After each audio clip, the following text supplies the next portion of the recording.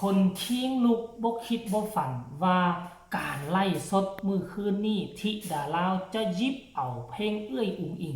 มาห้อง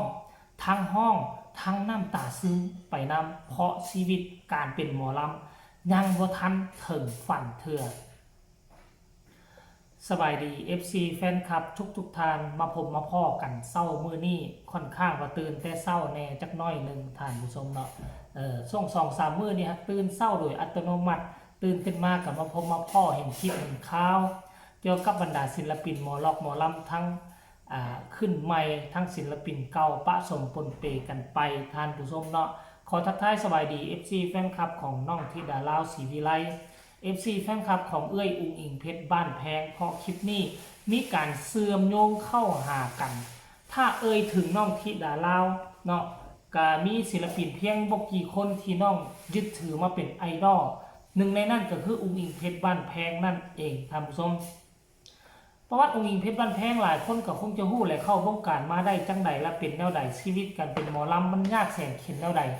เสียน้ำหูฝ้ายน้ำตามาบ่แม่นจักกี่รอบกลัวจะมายืนอยู่จุดนี้ได้แบบสง่าผ่าเผยต้องผ่านมรสุมดราม่าโอ้ยหลายสิ่งหลายอย่างแม้แต่กระทั่ง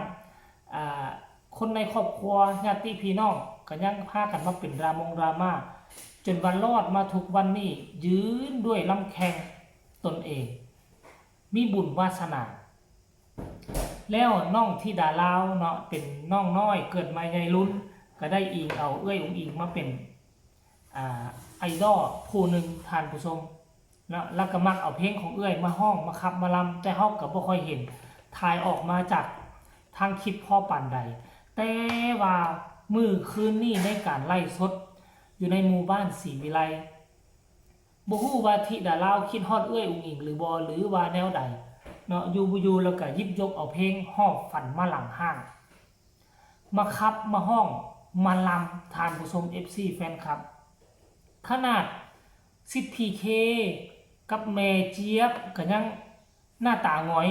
เหงาไปทานผู้ชม FC แฟนคลับนี่คือความฝันของเด็กน้อยอายุ12 ปีเนาะมาถึงทุกวันนี้ความฝันนั้นยังบ่ทันเคิงเถื่อหากอยู่ในวงการประมาณ6 เดือนคนอื่นนี่เขาเข้าวงการสำหรับเอื้อยอุ๋งอิงเนี่ยเข้าวงการมาเพียงแต่เดือน2 เดือนเท่านั้นโด่งดังเปียงปั้งขับฟ้าเมืองไทยลามมาฮอดฝั่งลาวแต่ว่าน้อยคนที่จะเป็นแบบนั้น1 ในล้านก็ยังว่าตอนนั้นออกข่าวคือคนว่า1 ในล้านหลายคนนี่เข้าวงการมาอย่างต่ำปี2 ปีคือเอื้อยอายนี่ก็ปี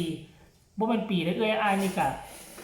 มาโด่งมาดังอีหลีอีหลอนี่ประมาณ 3-4 เดือนเนาะประมาณ 3-4 เดือนเอ้ยอ้ายก็ได้แต่นอกจาก2 คนแล้ว2 คนนี้แล้วคนจะโด่งจะดังบางคน3-4 ปียังบ่ดังอยู่ในวงการหากินไปวันๆซื้อมาลงมาไล่กับหลักร้อยแต่ว่าน้องธิดาลาวก็เป็นหนึ่งในน้องใหม่ก็กำลังตั้งอกตั้งใจฝึกฝนรอโดยอิงเอาหลายคนอยู่ในแวดวงการมาเป็นไอดอลบ่ว่าจะเป็นเอื้อยลำไยแอนอรดีเอื้อยอายและอีกคนหนึ่งที่สำคัญที่สุดก็คือเอื้อยอุ๋งอิงเคยมอบสุดเพชรให้ประมาณ20 กว่าสุดป้าทุกคนเลยสุดแรกสุดเฮงสุดมานใส่ขึ้นเวทีครั้งแรกเอื้อยอุ๋งอิงก็ยังมอบให้เพื่อจะเอามาเป็นสิริมงคลให้กับน้องเพื่อจะให้น้องโชคหมานคือกับเอื้อยขนาดนั่นบุญใดท่านผู้ชมนั่นแสดงว่าบุญวาสนาเขาเสื่อมโยงหากันแล้วมือดีขึ้นดีเนาะเพลงของน้องธิดาลาวก็มีหลายเฮากับบ่ฮู้มือดีขึ้นดีน้องมันหยิบยกเพลงนี้ขึ้นมา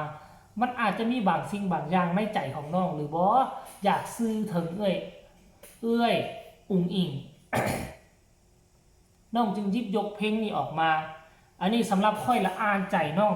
ธิดาลาวก็น่าจะเป็นแบบนี้อยู่ในวงการมาเนาะเวทีใหญ่ก็ยังบ่มีให้ขึ้นน้องก็คงจะคิดได้หั่นแหละส่วนใหญ่ก็ไปแต่งานซวยบ่มีงานงานจ้างแบบเป็นที่ประจักษ์ตาท่านผู้ชมมีแต่งานซวยห้องไปซวยนั่นซวยนี่เด้อเดี๋ยวนั้นเดี๋ยวนี้เนาะแล้วบัดนี้สัมผัสว่าน้องก็คิดว่าโอ้ป่านใดเนาะชีวิตกูสิเป็นคือเอ้ยอุ๋งอิงเนาะเอาจักครึ่งนึง ปลายเสี้ยวหนึงของเอ้ยองอิงก็ได้นะความประสบสิ่งที่เอิ้นว่าประสบความสำเร็จบ่กล้าไปเปรียบเทียบกับเอ้ยองอิงหรอกมันต่างกันปานฟ้ากับดินแต่ว่าน้องเว้าบ่ได้น้องปากบ่ได้บ่สามารถปรึกษาใครได้ก็เลยหยิบยกเอาเพลงเอื้อยเนาะมาคับมาห้องมาลำในค่ำคืนที่ผ่านมานี่ซึ่ง FC แฟนคลับเห็นแล้วก็โอ้ย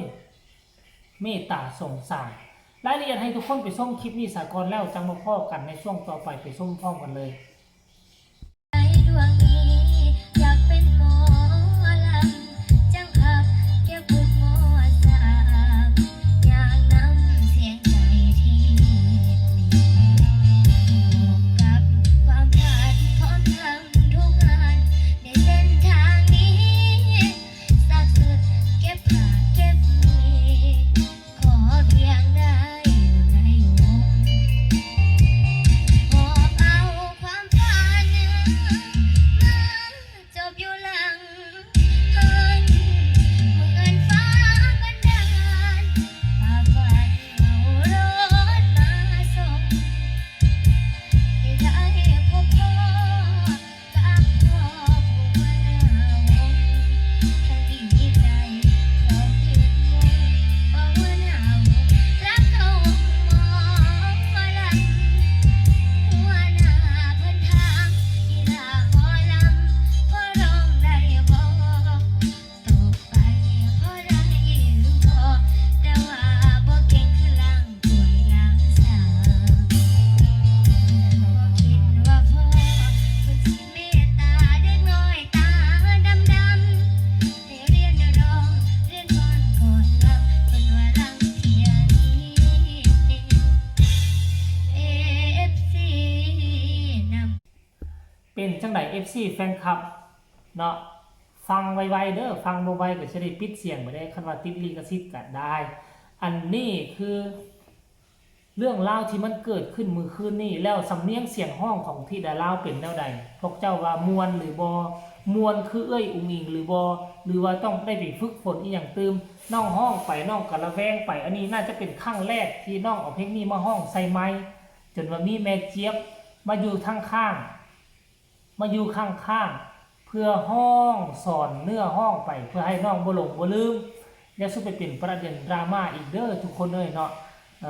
เป็นครั้งแรกมันก็จะวิวแน่จับไม้เนาะแล้วก็มีการเลือกเบิ่งทางซ้ายเบิ่งเนื้อเพลงบ่ทางผู้ชมอันนี้ค่อยก็บ่แน่ใจแต่ว่าถึงจังไดก็ตามเสียงห้องของน้องน้ำเสียงของน้องก็ถือว่าผ่านอยู่ในทุกคนเนาะน้ำเสียงของน้องที่ดาราก็ถือว่าผ่านไปฝึกฝนน้อยนึงห้องให้มันท่องขึ้นใจ